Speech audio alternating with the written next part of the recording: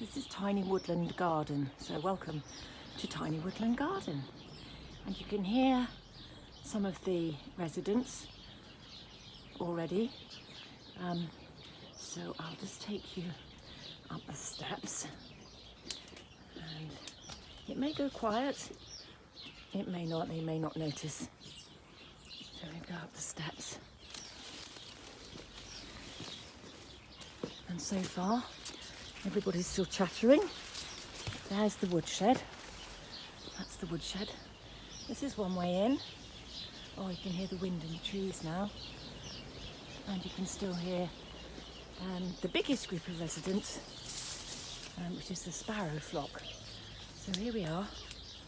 And lots of pots on the left because I've potted a lot of things up to take with me when I move. Mouse residents on the right. I hope they're settling in. Literally, I've just popped them in there this morning with lots of food. The idea being that if I feed them, they won't come indoors. So here's the perimeter, and that used to be a gate, and it could be a gate again, but it's also where the hedgehogs come in.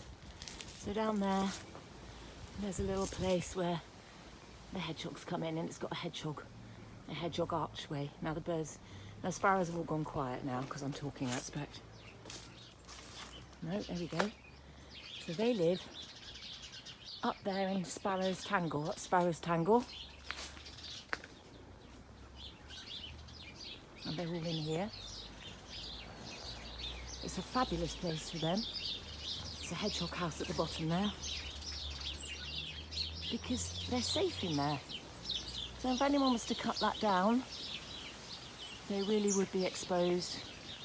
They wouldn't have anywhere safe to go. As you can hear, there's a lot of them in there. As you can hear the wind. And also I expect the blue tits are in there. We've got wrens, coal tits, possibly great tits. There's a couple of pigeons live here. I love that sound. I could stand here and listen to it all day. Isn't it wonderful? And the sun comes through. It's a canopy because that keeps them all safe. So the trees have all been allowed to grow into each other, and that stops or helps to stop Mr. Sparrowhawk coming in, as he does every spring, and takes away the blackbird babies. And this spring he took away a collar-necked, a ring-necked dove, one of those little doves with a collar. And it's sad, but that's what happens. But this canopy, oh, they've gone quiet now because they can see me or hear me. No, there they go again. But this canopy, which is wisteria, cherry, elder, viburnum, over there hazel. There's everything here, and it's all been allowed to grow up. They're all growing up into each other to make this wonderful canopy. Is an evergreen clematis right up the top there, mingling with the wisteria, which is right up there as well. So it's a wildlife haven, and it must stay that way. There's another hedgehog house. It's all gone a bit quiet now. You can see people fluttering about. If you stand here, they'll just fly past you, and you can feel their wings and touch your face. This is the grand old lady of the garden, the holly tree. I'd say it's probably 100 years old.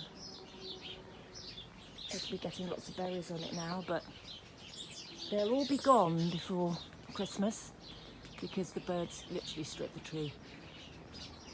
Oh, excuse me. I can't actually see any berries at the moment, but they're probably there. They're green. Unless they've already started to have them. That's Blackberry Corner through there with a big wood pile. And wood piles are fabulous because wood piles create habitat, and also lots of slugs and wood lice and things that eat wood, and then that feeds your birds. So yes, it needs tidying up a bit, but most things are here for a reason. Those things are here because something used to use them, and they just go to landfill, so I made a couple of planters with them. And the way out and the house